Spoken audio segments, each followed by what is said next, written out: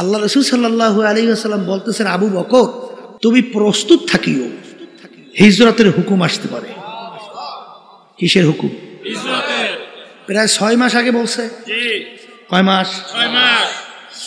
যখন হিজরতের হুকুম হয়েছে, গভীর রাত, আল্লাহ রাসূল সাল্লাল্লাহু আলাইহি ওয়াসাল্লাম আবু বকর সিদ্দিক রাদিয়াল্লাহু তাআলা আনহু তার ঘরের দরজায় যাইয়া একটু টোকা দিয়ে বলতেছেন, আবু বকর।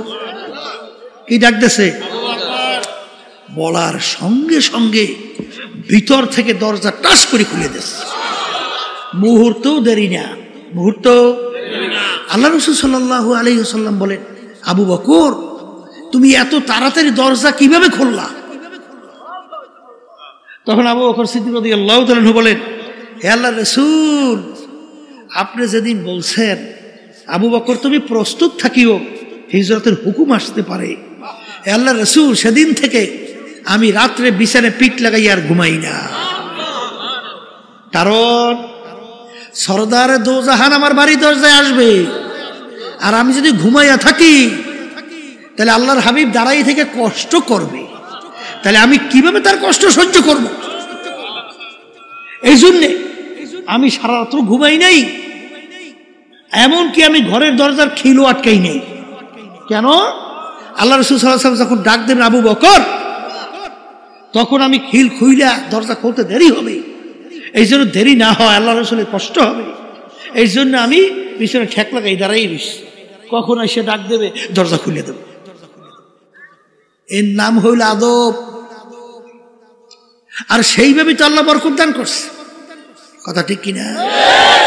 আবু বকর সিদ্দিক রাদিয়াল্লাহু তাআলা আনহু, ওমর ফারুক রাদিয়াল্লাহু তাআলা আনহু, উসমান গনি রাদিয়াল্লাহু তাআলা আনহু, আলী কারামাতুল্লাহ ওয়াজহু রাদিয়াল্লাহু তাআলা আনহু, এই যে সাহাবায়ে কেরামদের কথা শুনছেন, তাবিঈনদের কথা শুনছেন, তাবিঈনদের কথা শুনছেন, এই উলামায়ে মুতাকাদ্দিমিন মুতাআখিরিন হাত্তা এখন পর্যন্ত যত আল্লাহ ওয়ালাদের আল্লাহ ওলিদের ইতিহাস শুনছেন, তারা যে কোনো একজন আল্লাহর খাস বান্দার সংস্পর্শে যায় নাই? আসতে কয় গেছে না, যায় নাই?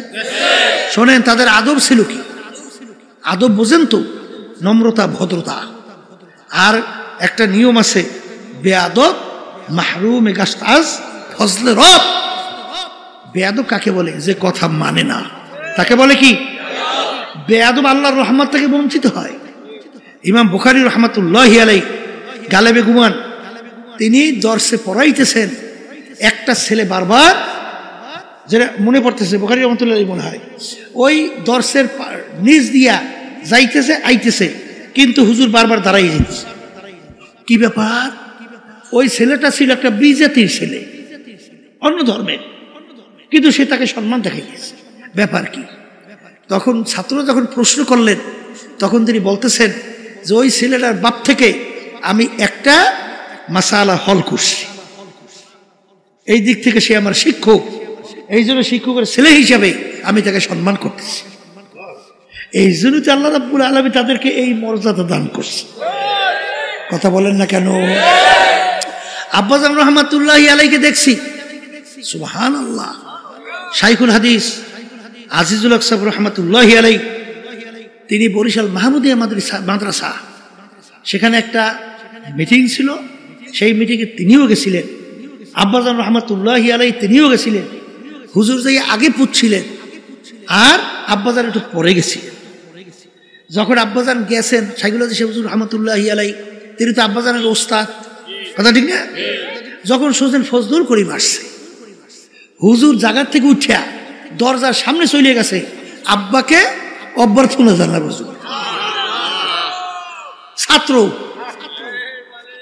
এখন আব্বাজান রহমাতুল্লাহি আলাইহি একেবারে লজ্জায় অস্থির।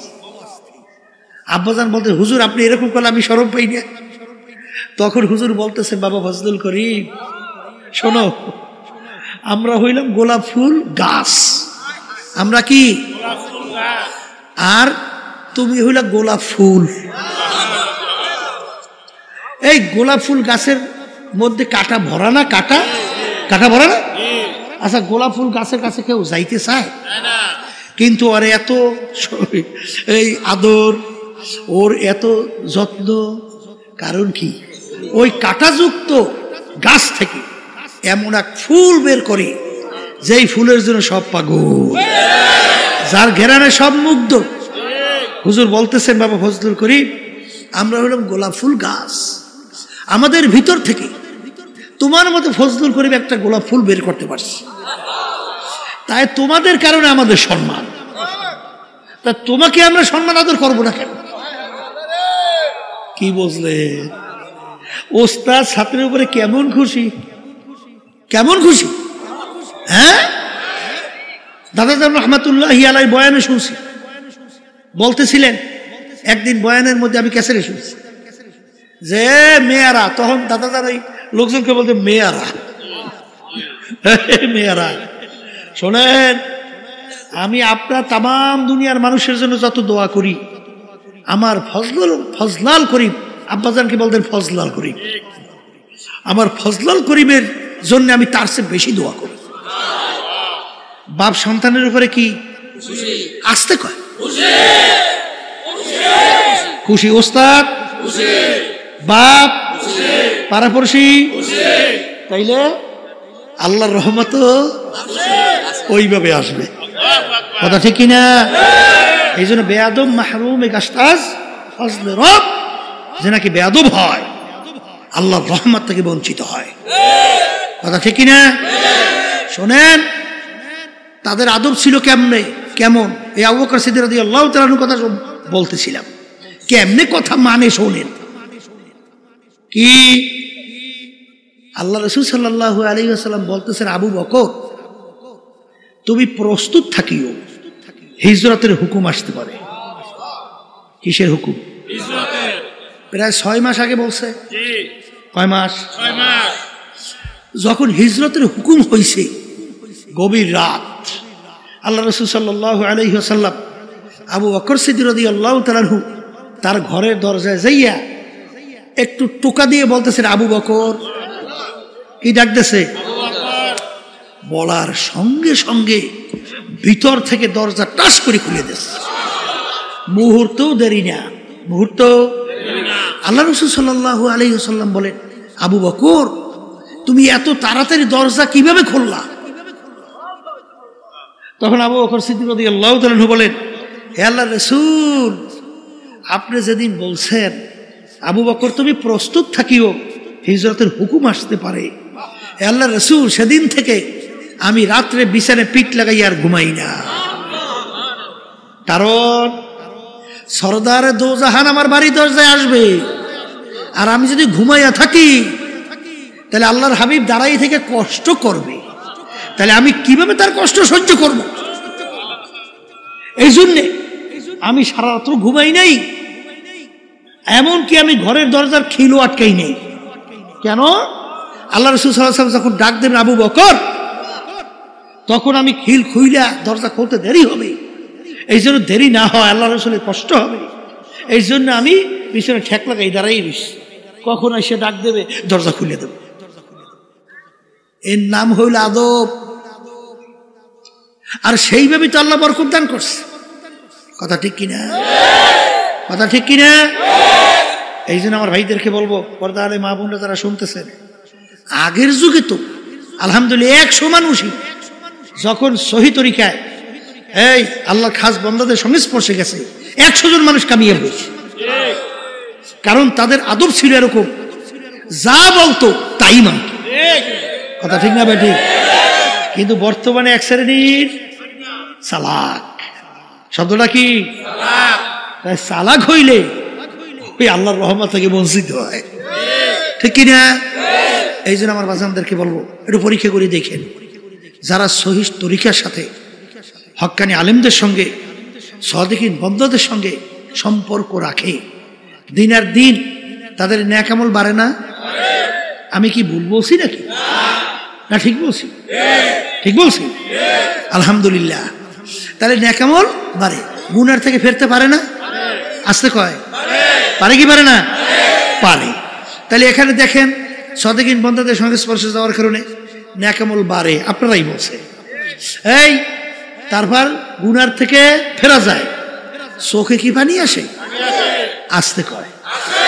হ্যাঁ, আচ্ছা, যাদের এই সাদিকিন বন্দাদের সংস্পর্শে যায় না, ওদের চোখে পানি দেখেন মুঠো?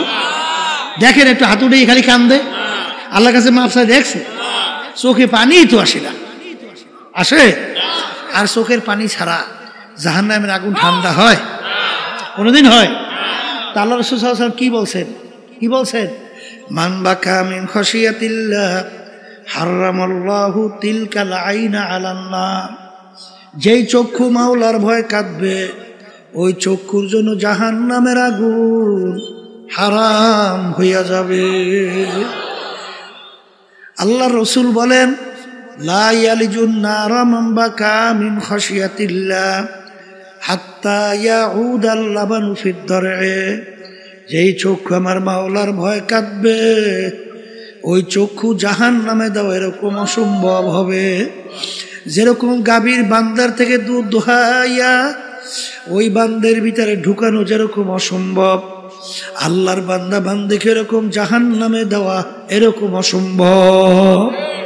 এই আল্লাহর বান্দারা আমি বলিনি, আল্লাহর রাসূল বলছেন, আমি শুনাইতেছি। আল্লাহর হাবিব বলেন ইবকু ইবকু ফাইল্লাম তাবকু ফাতাবাকু। হে আমার উম্মতরা কান্দ কান্দ,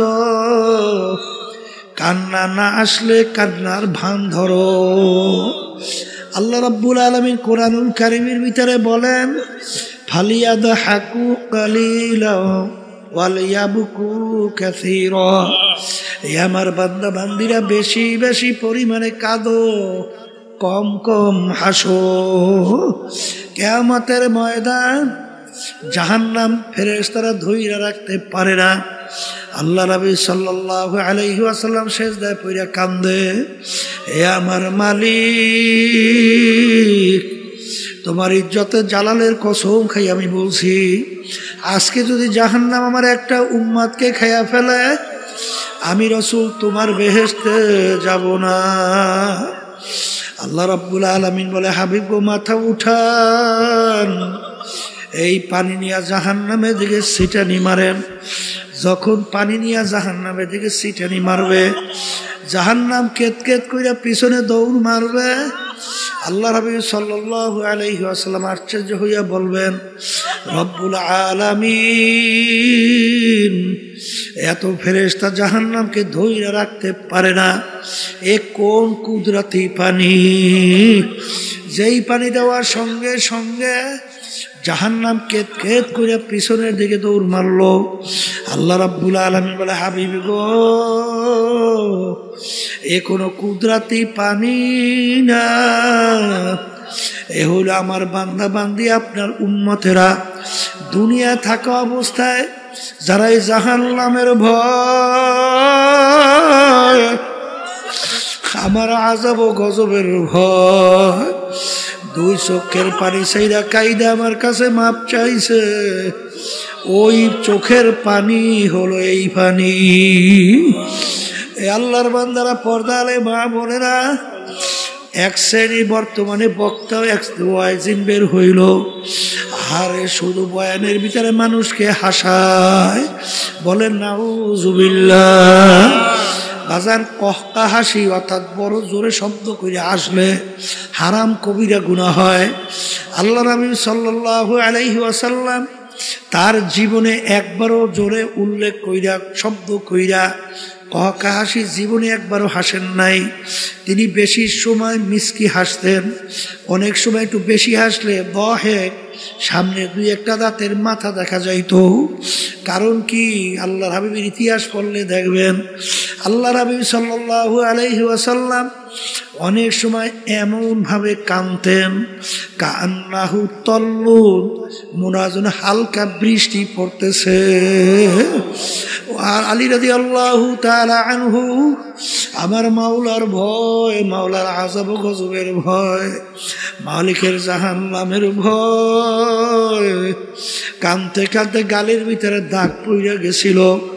লোকেরা বলে আমির দাগে ঔষধ লাগান ভালো হবে। হাল তিনি বলেন আমার সাথীরা কিয়ামতের ময়দানে মালিক যখন জিজ্ঞাসা করবে ওমর কি আমল আমার কাছে নিয়ে আসছো, বলবো মালিক তোমার ভয় তোমার জাহান্নামের ভয়। কানতে কানতে কালে দাগ পরাইয়া নিয়ে আসছি। এ কবরের যাত্রীরা, যেই মামলার তদবির নাই তার কিন্তু খালাস নাই। বাজান দুনিয়ার কেসের ভিতরে পড়লে সেখানে যদি তদবির না করেন কেসে ভালো ফলাফল পাওয়ার আশা করা যায় না। হে কবরের যাত্রীরা, তোমার আমার সামনে আখিরাতের 5টা মামলা দাঁড় হইয়া আছে। একটা মৌতের মামলা, কবরের মামলা, মিজান পুলসিরাতের মামলা, কিয়ামতের ময়দানের মামলা। এই মামলায় যদি তদবির না করো দুনিয়া থাকো অবস্থায়, ওই মামলায় শুধু ভালো ফলাফলের আশা করা যায় না।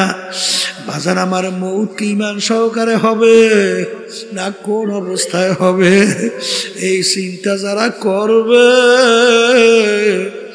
এবং মৌত ঈমান সহকারে হওয়ার জন্য যারা চেষ্টা করবে, আল্লাহর ফজলও করবে, তাদের ঈমান সহকারী মৌত হবে। বাজার এরকম শত শত হাজার হাজার ঘটনা বাজার বাংলাদেশের মধ্যেও আছে। আরে মৌতের পূর্ব মুহূর্তে তাদের জবান থেকে কালিমা বের হইতে আছে। আল্লাহ আমার জন্য আমাদের সবার জন্য কবুল করে না। হাদিসের ভিতরে আসছে, মান ক্বালা লা ইলাহা ইল্লাল্লাহ ফাদাখালাল জান্নাহ। অন্য হাদিসের ভিতরে হাক্কান, যে কালিমার হক আদায় করতে পারবে এবং সেই অনুযায়ী কালিমা পাঠ করবে সে বেহেশতের ভিতরে ঢুকবে।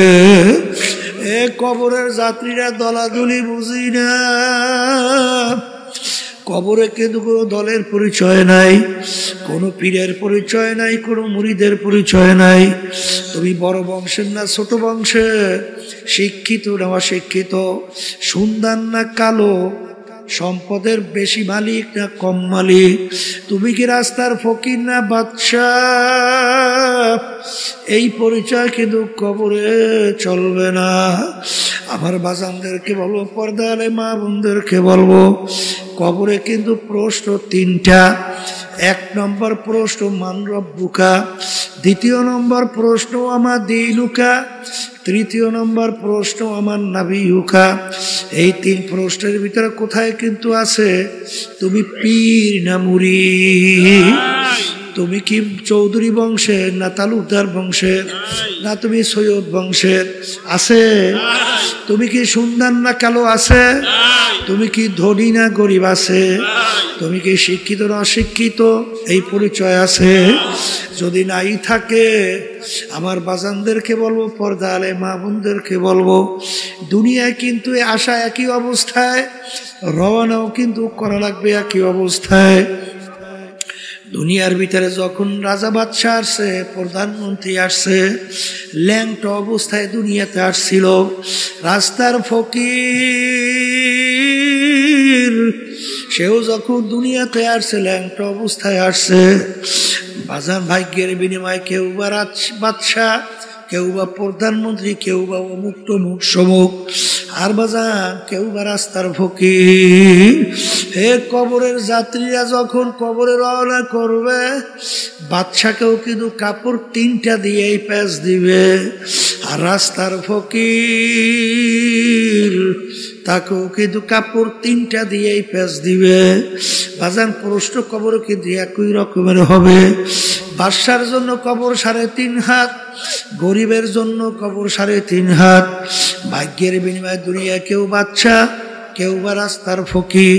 হে দুনিয়া পাগল আমার বাবারা, বাজার কিয়ামতের ময়দান, অনেক বাদশা কিয়ামতের ময়দানে ফকির হইয়া উঠবে, আর অনেক ফকির আল্লাহর ফজল করমে বাদশাহ হইয়া উঠবে। বেলাল হাবশী রাদিয়াল্লাহু তাআলা আনহু দুনিয়ার ভিতরে গোলাম জাদা গোলাম, তার আব্বাও ছিল গোলাম, তিনিও ছিলেন গোলাম। ওদিকে বংশের দিক থেকে একেবারে নিচু, বাজান হাবশ বংশের লোক ছিল। চেহারার দিক থেকে কালো, যারা কালো মানুষ দেখছেন বাজান, হারে কালো তেমন ঢকপথ নাই। শিক্ষার দিক থেকে বকালাম, অর্থাৎ নিজের দস্তখত করতে জানতেন না। ওদিকে সম্পদ টাকার দিক থেকে নিচ্ছ, এক পয়সারও মালিক ছিলেন না। কিন্তু কিয়ামতের ময়দান আল্লাহর হাবিব যেই বাহনের উপরে বৈশা বেহেশতে ঢুকবেন, সেই বেহেশতের রশি ধরা থাকবে বেলাল হাবশী রাদিয়াল্লাহু তাআলা আনহু তার হাতে। আল্লাহ রাবি যখন সবে মেরাজে গেলেন, বেহেশতের ভিতরে খরমের আওয়াজ পাওয়া যায়। আল্লাহ রাবি জিজ্ঞাসা করে, ভাই জিবরাইল, বেহেশতের ভিতরে কিসের খরমের আওয়াজ? আল্লাহ জিবরাইল আলাইহিস সালাম বলে, আল্লাহর রাসূল, আপনার বেলালের খরমের আওয়াজ শোনা যায়। আগে আর আসমে আজা রূহে বেলালি না রহি, फलसफा तो रह गया है लेकिन तलकीन गज़ाली ना रही। ए कबरेर যাত্রীরা, এ পর্দার আড়ালের মা বোনেরা, কোন দুনিয়ার পিছনে পড়লাম, কোন ক্ষমতার পিছনে পড়লাম, কোন সম্পদের পিছনে পড়লাম? বাজান একটু চিন্তা করো, চক্ষু বন্ধ করো, একটু মুরাকাবা করো, দেখবা সব ফাঁকি আর ফাঁকি। আমার আব্বাজান রহমাতুল্লাহি আলাইহি উদাহরণ দিয়া বললেন, ডাকাতের দলের সরদার, ডাকাতের দলের সরদারের কত পাওয়ার। বাজানোর দলীয় লোক অন্যায় করে অনেক সময় গুলি কইর মাইরে ফেলায়, কত ধরনের মারে অত্যাচার করে শাস্তি দেয়। ওর মাতুব্বারি সরদারি কতক্ষণ? পুলিশের হাতে অ্যারেস্ট হওয়ার আগ পর্যন্ত। যখন পুলিশের হাতে অ্যারেস্ট হইয়া যাবে, বুট দিয়া যখন ওকে পারাবে, হাড্ডি গুড্ডি ভাঙবে, কোথায় যাবে ওর সরদারগিরি, কোথায় যাবে ওর সারগিরি? এ কবরের যাত্রীরা, আজকে দুনিয়ার ভিতরে অনেকে পরিচয় দেয়, আমি পীর, আমি চেয়ারম্যান, আমি মেম্বার, আমি এমপি, আমি মিনিস্টার, আমি এত সম্পদ, এত টাকার মালিক, আমি শত হাজার কোটি টাকার মালিক, আমি অমুক বংশের অমুক শিক্ষিত, অমুক পাণ্ডিত, আমি অমুক টমুক সমুক। এই পরিচয় কয়দিন, যে কয়দিন চক্ষু দুনিয়াতে খোলা থাকবে। আজরাইল সালাতু ওয়াস সালাম সবাই পিছনে হাত পাইতে অপেক্ষায় আছে। আমার মালিক যখন বলবে আজরাইল ধর, ওই অবস্থায় যদি থাবা মাইরে বসে বাজান, তখন তুমি দেখতে পারবা তুমি আসলে অমুক টমুক সমুক না, খোদা না খাস্তা জাহান্নামের একজন কয়েদি। এই জন্য আমার বাজানদেরকে বলবা, যেই মামলার তদবির নাই তার কিন্তু খালাস নাই। এই জন্য আল্লাহর ইতিহাস পড়লে দেখবেন, আমার দাদাজান রহমাতুল্লাহি আলাইহি কথা শুনছি বাজান, ইন্তেকালের আগে আগে চোখের উপরে বৈশা পাশেই কবরস্থান, তাকাইয়া তাকাইয়া পোলাপানের মতো আউ আউ করিয়া চিল্লাইয়া কান্দে, দুই চোখ দেয়া বাইয়া বাইয়া টপ টপ কইরা পানি পড়ে।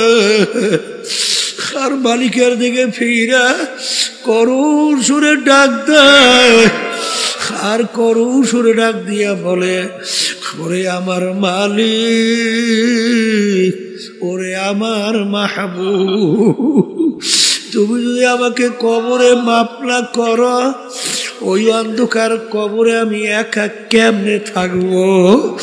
ওই কবরে তো কেউ নাই, কবরে তো বালিশ নাই, বিছানাও নাই, বাতিও নাই, কবরের সাথীও নাই। ওই কবর কেমন হবে? আল্লাহ রাসূল সাল্লাল্লাহু আলাইহি ওয়াসাল্লাম বলেন, কবর তোমাকে আমাকে ডাক দেয়। আল্লাহ রাসূল বলেন, তোদেরকে ডাক দেয় কি কইয়া?